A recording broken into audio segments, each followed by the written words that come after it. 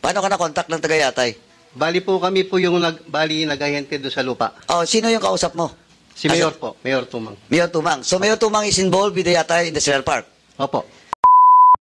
Mayor Tumang, which is the Morning Sun Industries, and Yatay, mag-isa lang. Opo po. Oh, sino ngayon nagre-represent doon sa Yatay? Pag dinala mo yung mga tao doon. Si Mayor po, tsaka si Roy Gomez. Oh, sila rin mismo. Si Kapitan, nakatanggap ng 1.2 million as commission, diretso, coming from Mayor Tumang Opo himself. po. Okay. Yung bang transaction na yon, nung panahon na yon, ikaw ay incumbent na kapitan? Kapitan po ako nun.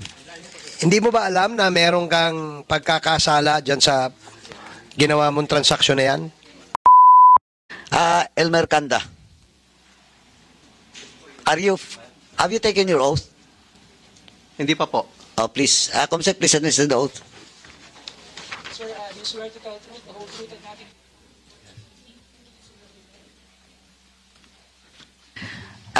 Mr. Elmer Kanda, are you familiar with the Yatay Industrial Park?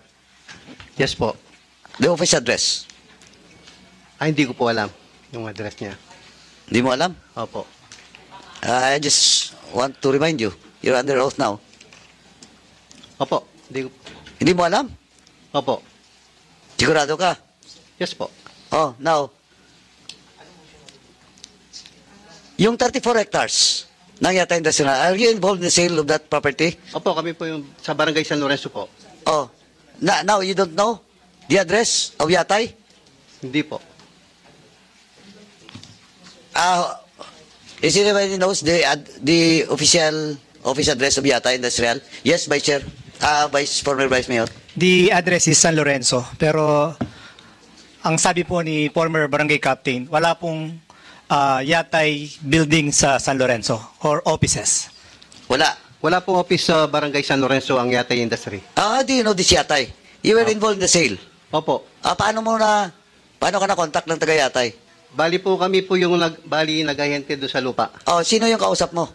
Si Mayor po, Mayor Tumang. Mayor Tumang. So, Mayor Tumang is involved with the Yatay Industrial Park. Opo. Do you know Eddie Tayang? Yes po. You have met him? Isan lang po. When? 2016 po. During the sale? Ilan na po. Opo. During the sale? During the sale of the property? Ay, iba po yung sa kanya. Paano mo siya nakakausap nung time na yon? Meron po kami nabenta lupa sa kanya sa barangay namin, San Lorenzo. Hindi Yatay. Pati po yung Yatay. Hindi Iba nga, po, tinatanong iwalay po kita. sila. Iwalay po. And then tinatanong ko nga sa iyo is, yung pag-met mo kay Eddie Tayang, in relation to the property. Tama? Bali, sa kanya po namin binenta yung lupa na... Kaya nga bininta niyo sa kanya, so Opo. nakausap mo siya. Opo. And that was the first and the last. Minsan Yun- lang po, noong 2016. Yun lang, 2016. Opo. Now, during that sale of the land, and talking to Eddie Tayang, sino yung kasama ni Eddie Tayang?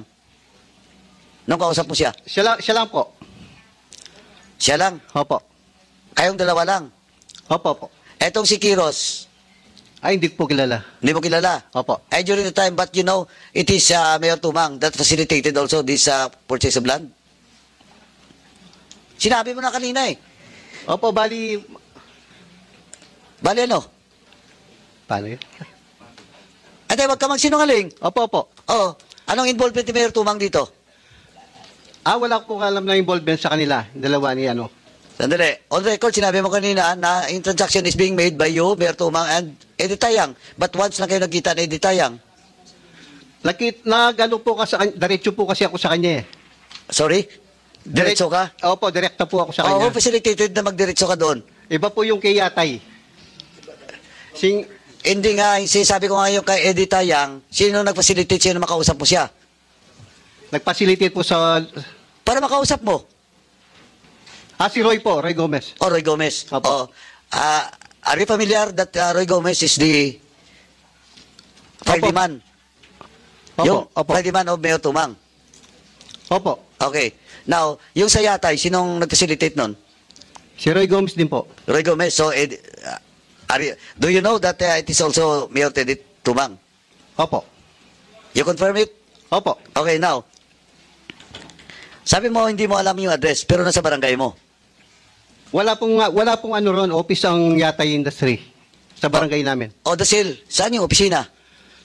Ang office po niya kay Mayor sa bahay niya, sa Morning Sun. Okay, now, again, just for the record. Okay. Sabi mo kasi hindi ka rin pwedeng magsinungaling eh. Kasi yung properties, under Yatay, may address yun. Tama? Hindi po, wala po talagang ano doon. Baka Hindi nilagay lang po yung address doon na wala pong office. Kasi po dinadala ko yung mga tao sa bahay ni Mayor Tumang. Kaya nga eh. Sa Morning Kaya nga Sun. gusto ko establish na may opisina. Pero wala talagang, nandun sa record kasi sa assessors eh, kung saan yung Yatay. Tama? Nasa San Lorenzo. Opo, yung nabiling lupa po sa San Lorenzo. Okay, now, you're telling this committee na yung mga tao dinadala mo sa opisina ni Mayor Tumang. Sa Opo, bahay opo. mismo? Opo. Ito bang bahay ni Mayor Tumang, ito rin yung opisina ng Morning Sun? Opo po. Also, the office of Mayor Tumang, which is the Morning Sun Industries, and Yatay, mag-isa lang. Opo po.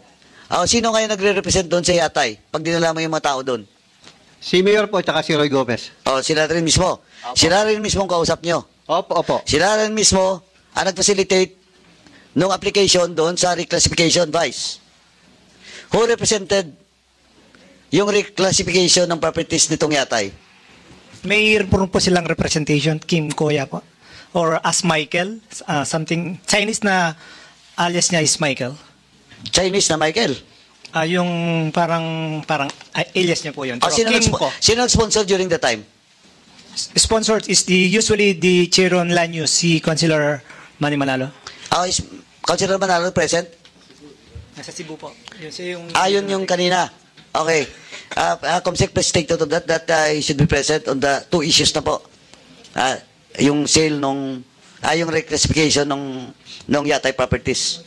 So now, hindi ko na itatanong pa yung iba. Now, Kapitan, you confirm na Opo, that opo. the Yatay is also in the Morning Sun Industries. Opo po. Doon po ang opisina mismo ni Mayor Tumang. Opo po. And Mayor Tumang facilitated with Roy Gomez the sale of property of the Yatay. Opo po. Okay. Now, 34 hectares to. Kinakumpirma mo ba? 34 hectares. Marami po yan eh. Almost 150 to 200 hectares yun eh. Yes, correct. Opo. So, properties ng Yatay. So, 152 now. Assessors. Assessors. Ilan ba talaga? Do you confirm na 152 plus daw eh? Ang dala kong record po ngayon sa Your Honor, nandun lang, 261 yata. 261. Okay, for the record, it's 261 land which is under Yatay the Industrial Park. under the ownership of Yatay Industrial Park. 261. Assessors, kindly submit to COMSEC, no? All those properties. And ROD, dapat nagsasalubong yung data nyo, Paki-check na rin yung sa inyo. Para confirm lang. Yes, sure. Also now, unless members of the committee will ask the former chairman of San Lorenzo, Mexico, Pampanga, El Mercanda, do you want to ask? Yes, please proceed, Chairman Akop. Chairman, sinabi nyo kanina na walang opisina yung Yatay Industrial Park sa dapat na kinaroroonan niya. Opo, wala po sa Barangay San Lorenzo. Yes. Ang nandun, yung Yung lupa po. lupa na binili nila. Opo. Tapos, ang nandun din sa lugar na yon, sa San Lorenzo, Mexico, bahay ni Mayor Tumang. Doon po ang transaksyon. Hindi nga, nandun yung bahay ni Mayor Tumang. San Lorenzo, wala po. Wala. Opo. Pero yung Morning Sun Industries, nasaan po yun? San Antonio po, katabi po namin barangay.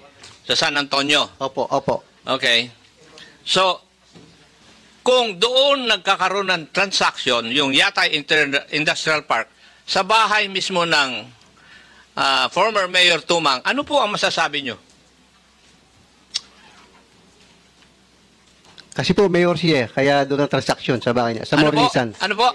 Mayor po siya eh. Bakit? Siya ba ang, ano to? May-ari ng lupa o siya ba ang bumibili? Ano? Siya pong bumibili. Siya ang bumibili ng lupa. Opo. Yung 34.516 hectares sa San Lorenzo, Mexico. Opo, opo. Yung 111.28 hectares sa San Jose Matulid, Mexico. pag-aari din yun ng Yatay Industrial Park, hindi ba? Yes po, Your Honor. Yes. So, ibig bang sabihin pag-aari rin ni Mayor Tumang to? Bali, katabi po ng barangay namin, medyo malayo Kaya nga. ang... Pero Yatay din ang may-ari. Yung unang lupa sa San Lorenzo Sa San Lorenzo po, yun lang po. Pero yung sa ibang barangay, hindi ko na po... pero ang kausap po ninyo si Mayor Tumang. Opo, dun sa Hindi barangay naman San yung Lorenzo. Yatay Opo, hindi po yung Yatay. Oh, Morning Sun. So, ibig sabihin, sino ang bumibili o nagbebenta ng lupa? Si Mayor po ang bumibili. Si Mayor ang bumibili. Opo, opo. So, pwede bang isipin namin na yung Yatay Industrial Park na nagmamay-ari ng lupa na 111.2 hectares sa San Jose, Matulid, Mexico, ay si Mayor din ang bumili? Hindi ko po alam kasi sa barangay lang namin po yung alam po. Okay. Nabanggit kanina yung San Antonio, Mexico. Opo, opo. Tama. Merong 4.2 hectares doon. Pag-aari rin ng Yatay. Hindi rin nyo po alam. Hindi ko po alam na binili yun. Opo. Okay. So, Mr. Chair, kailangan dito talaga, nandito si Mr. Teddy Tumang para sagutin yung mga katanungan natin. Oo. Kasi hindi naman nila masagot Yeah, thank you, Chairman. That's all, Chairman. Thank you, Chairman Akop. Last na lang po, Kapitan. Opo, Ito, opo. you're talking about the San Lorenzo property lang. That was sold to Yatay, di ba? Yun ang Opo, alam mo, opo. sabi mo. Okay. Now, ang tanong ko po, magkano yung naging komisyon mo doon? Bali, binili po ni Mayor yung Sabi na lang finder's fee. O, magkano? 200 per square meter. Ikaw, Sa 5% po kami. 5% ka. Opo, So, magkano ang total na natanggap mo doon? 1.2 po, binigyan lang 1.2 million. Opo. Okay, that's part of your hanap buhay. no? Opo, opo. Okay. Now, question. Who gave you that 1.2 million? Si Mayor po. Mayor mismo. Oh. Si Mayor because siya mismong bumili ng lupa. Opo, opo. Okay, that's on record, Mr. Chair. The members of this committee that si Kapitan nakatanggap ng 1.2 million as commission diretso coming from Mayor Tumang Opo, opo. himself. Hindi po during that yung 1.2 million nung binigay sa iyo, sino pong nandun, kasama mo? Si Roy Gomez po, nandun. Tatlo lang po kayo? Pareho lang po kami. Si Roy Gomez, 1.2 din? Opo, opo. Pati po yung dalawang kagawad ko. Kasi kasama ko po mga nagayante. Nandun din yung dalawang kagawad mo? Opo, opo. Tag 1.2 din sa kanila? Opo, pare-pareho po kami. So, that's around 4.8 million. Opo. 1.2, apat kayo. Opo. So, mga 4.8, ang laki. Ay, kasi 34 million at 200 pesos per square. Laking kinita. Anyway, yes, Chairman Barbers. Just a follow-up kay Kapitan. Kapitan, yung binayad sa inyo ay 5%? Tama po ba? Opo, Your Honor. Bakit kaya 5%? Bakit hindi 10%? Doon lang pong ibinigay Doon lang kami Yung sa 5%. ba ay usapan nyo? Opo, opo. Sino ang nag-offer ng 5%? Si Mayor po. Si Mayor Tumang. Opo, opo. So sinabi niya sa inyo, Kap, meron kang 5% dito. Ganon? Opo, opo. Okay. Yung bang transaksyon na yon, nung panahon na yon, ikaw ay incumbent na kapitan? Kapitan po ako doon. Hindi mo ba alam na meron kang pagkakasala dyan sa ginawa mong transaksyon na yan? Wala po. Hindi mo alam? Di po. Hindi mo alam na merong issue ng graft and corruption dyan sa ginawa mong yan? Wala po. Wala naman po akong pinirmahan na ano. Hindi. Basta sinali lang po. Okay. Sige, ibang usapan na lang yung tungkol dyan. Pero tatanungin ko lang. Hindi ko makapigilan eh. Okay. Ilang term ho kayo naging kapitan? Kap? 3 times po, 2007 hanggang 2017 July. Bago po kayo naging kapitan, ano po ang inyong profesyon? Ano ho ang inyong ginagawa? Wala po, dati po akong trabahador sa Angeles City. Sa munisipyo? Apo. Ngayon po sa hospital ako. Anong trabaho nyo, Kap? Dati ho, anong trabaho nyo? Sa furniture po sa Angeles City. Sa Angeles? Opo. So, private po yun? Opo, private po. Okay. Yan ba yung Betis? Yung Calpan Manufacturing. Ngayon, yung 5% na yun ay in-offer sa'yo kay Kagawad at saka kay Roy Gomez. Opo, opo. Oh, nung natapos po yung transaksyon, paano ho inabot sa inyo yung ano? Saan at paano ho inabot sa inyo yung inyong komisyon? Binigay po sa office sa Morning Sun. Kayo pinatawag. Opo, opo. Tapos inabot sa inyo ang cash. Opo, opo. Eh ano pong pagkakasabi ng pagkaabot sa inyo? Yun po, yung komisyon namin, ito, bigay ko na. Eh wala ho ba nagreklamo sa inyo na, Mayor, bakit ito lang ho ang komisyon? Wala po eh. Eh ikaw, Kap, hindi ka nagreklamo. Bakit pare-parehas kami ni Kagawad? Eh kapitan ako. Hindi ka nagreklamo. Hindi na po. Hindi. Gusto ko lang malaman kasi gusto ko lang matanong talaga si Kapitan tungkol dyan eh. Bukod dyan sa property na yan lang ba yung una at huling transaksyon? Opo, Wala na ibang naging transaksyon? wala na po. So sa pagkakaalam mo, na kung saan ay involved ka, yung lupang binili ni Yatay sa barangay mo, meron kang komisyon. Opo, opo. Alam nyo rin ba na doon sa ibang barangay kung may komisyon yung mga kagaya yung mga kapitan at kagawad doon? Siguro po, meron din. Ilan? Sandali. Kap, yung bang Kap, ilan yung kagawad na nakatanggap? Dalawa po. Eh bakit dalawa ho? Bakit dalawa lang? Dali tatlo lang po kami sa barangay. Hindi, yung ibang kagawad. Hindi po kasali. Kaya nga po, mayroon bang dahilan kung ba't hindi sinali yun? Ewan ko po.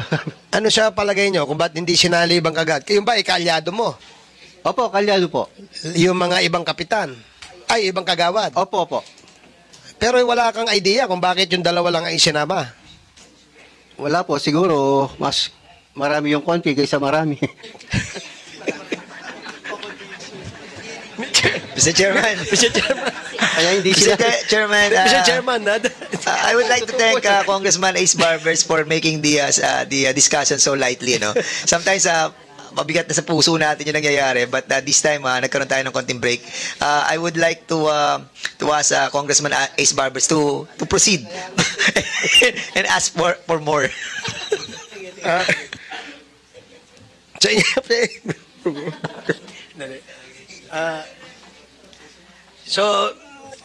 Siguro, Kap, yung inyong komisyon, hindi ba dapat siguro mas malaki sa inyo dahil kapitan kayo?